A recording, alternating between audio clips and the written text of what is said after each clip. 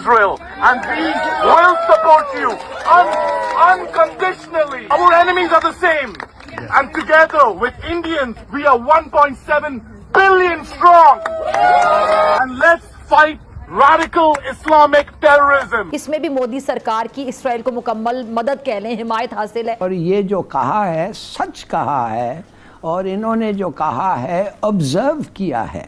उनके भी दोस्त हैं, वो अपने दोस्तों के साथ खड़े हुए। इंडियन नेवी को अगर आप देखें तो इस टाइम पे उनकी तादाद मोर और लेस, इंडिया की जो बहरी बेड़ा है वो एक अंदाजे के मुताबिक अमेरिकन बहरी बेड़े से भी आगे निकल गई है उसकी तादाद, जिसके अंदर 150 के करीब जहाज मौजूद हैं। इंडियन फोर्स की बात करें, इंडियन गवर्नमेंट की बात करें तो वो स्ट्रांगली जो है इसराइल के साथ खड़ी हो। अच्छा, वैसे जो इसराइल और भारत में 1960 की दहाई में फौजी ताउन शुरू हो गया, और उसके अलावा जो उनके पास जिसमें एयरक्राफ्ट कैरियर्स मौजूद हैं 250 के करीब, उसके ऊपर जहाज हैं जो कि समुद्री जो बहरी जहाज हैं उनसे वो उड़ान भरते हैं। पूरी दुनिया ये बात जानती है कि भाई इंडिया और इसराइल दोस्त है, आपस में उनकी बड़ी जबरदस्त कम्युनिकेशन है। अच्छा, भारत ने गुज़िश्ता दहाई के दौरान भी, मैं आपको जरा बताऊं कि इसराइल से $2.9 बिलियन मालियत की फौजी साजो सामान दरामद किया था। इसमें जंगी ड्रोन, मिसाइल, रडार और निगरानी का जो निज़ाम है वो शामिल है। अब देखें, चाहे इंडिया को ले लें या इसराइल को ले लें, दोनों की टेक्नोलॉजी इस वक्त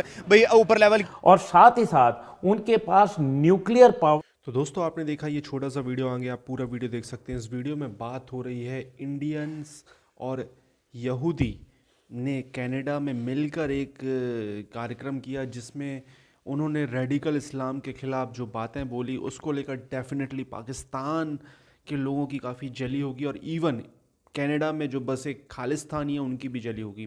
मैंने देखा है खालिस्तानी तो टोटल एंटी इंडियन मूवमेंट करते हैं, भले ही वो उसके लिए उनको पाकिस्तानी के साथ खड़ा होना पड़े तो वो उनके साथ खड़े होते हैं। पहले पूरा वीडियो देखते हैं, वीडियो के बाद करते हैं इस टॉपिक पर बात।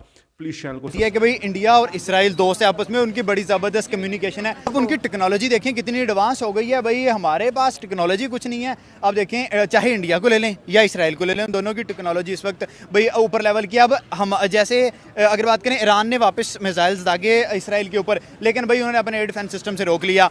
एक भी वहाँ पे हमें कोई बंदा मरता हुआ नजर नहीं आया। अगर हम बात करें, जैसे आपने स्टैंड की बात की, तो इंडिया का ये स्टैंड है जितने भी इस्लामिक मिलिटेंट्स हैं उनको ख़त्म करना, मतलब टेररिस्ट को ख़त्म करना है। अब देखें, कहीं ना कहीं ये बात ठीक है कि इस्लाम के लबाड़ा में टेररिस्ट बैठे हुए हैं, वो अपनी दाढ़ी बढ़ा के इस तरह कर लेते हैं। देखें, जो ट्रू मुस्लिम है वो कभी टेररिस्ट नहीं है, लेकिन कुछ लोगों ने ये लिबास बना लिया है, वो मतलब उस तरह दाढ़ी रख के बेस बना के जाके धमाके करते हैं, जैसे 9/11 का वाक़या, या डिफरेंट कंट्रीज़ में डिफरेंट जगह पे ऐसा हुआ है।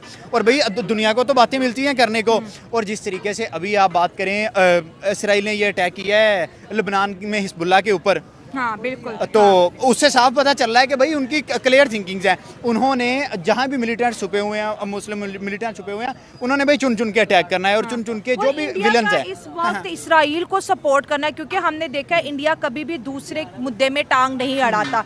जब भी रशिया यूक्रेन का हुआ, इंडिया ने मुद्दे में नहीं, लेकिन इसराइल को ओपनली सपोर्ट करना, इंडिया का आर्मी चीफ का आना और इसराइल की इंटेलिजेंस एजेंसी की तारीफ करना कि वाह क्या प्लानिंग की है इन्होंने हिजबुल्लाह की लीडरशिप को ख़त्म करने के लिए, तो ये चीज़ें इसराइल को और सपोर्ट करेंगी, क्योंकि अमेरिका तो खड़ा ही खड़ा, इंडिया भी आ गया। देखिए, दुनिया की दो स्ट्रॉन्ग अगर बात करें जीडीपीज, एक अमेरिका और दूसरा इंडिया, जब दोनों आपकी पुष्टपनाही कर रही हैं, जब दोनों आपके पीछे खड़ी हैं, और इसराइल भी कोई छोटी इकॉनमी नहीं है, इंडिया बड़ी इकॉनमी, अमेरिका, ये तीनों मिलके जो भी प्लानिंग करें उस प्लानिंग को एग्जीक्यूट कर सकते हैं, जो भी प्लान बनाए।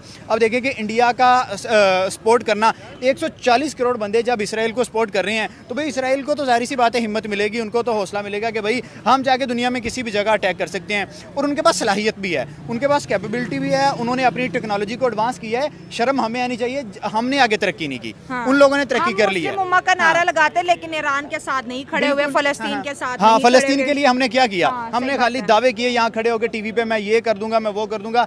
जब बात करने पे आई तो हमारा एक भी ना हमारा कोई लीडर आगे बढ़ा, ना हमारा कोई मुस्लिम आगे बढ़ा, सब पीछे होके खड़े हो गए। भाई बातों से कुछ नहीं होता, अगर आपने काम करना है तो जाके स्टैंड लो, अदरवाइज टीवी पे बैठ के बातें ना करो। कम से कम आप अपना मुंह बंद रखो। और बाकी कंट्रीज में देखो, इंडिया अगर सपोर्ट कर रहा है तो वो खुलेआम कर रहा है, आर्मी चीफ ने खुलेआम बताया उनके।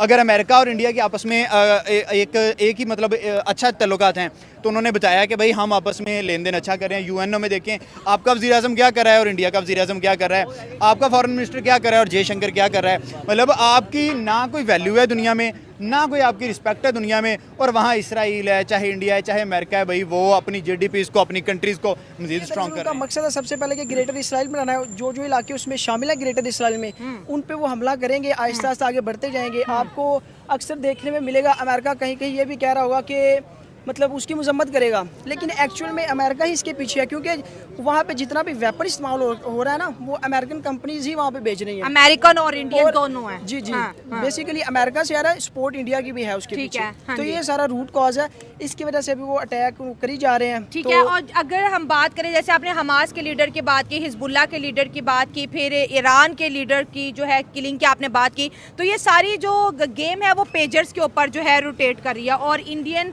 आर्मी चीफ ने दुनिया में पहली दफ़ा अभी इस वक्त पहले आर्मी चीफ इंडियन के बने हैं जिन्होंने इसराइल की ये जो पेजर वाली जो स्ट्रैटेजी है उसको अप्रिशिएट किया, कि जिस तरह से उन्होंने पेजर के अंदर बॉम्ब ब्लास्ट वाला सिस्टम किया, और जब जब उनका दिल चाह रहा है वो इस्लामिक लीडर्स को उड़ाते चले जा रहे हैं। जी, अभी आपने देखा होगा कि टेक्नोलॉजी में इस टाइम जो टॉप इंडस्ट्रीज़ है ना, जो वो सारी इसराइल की हैं। जैसे आप व्हाट्सएप हम यूज़ करते हैं, फेसबुक, इनके सारे पहले अगर हम ये इनके फाउंडर्स देखें, सबसे पहले वो ज़ायोनिस्ट हैं, यानी कि यहूदी हैं। अच्छा। तो वो कंट्रोल भी है जो वो इसराइल ही करती हैं।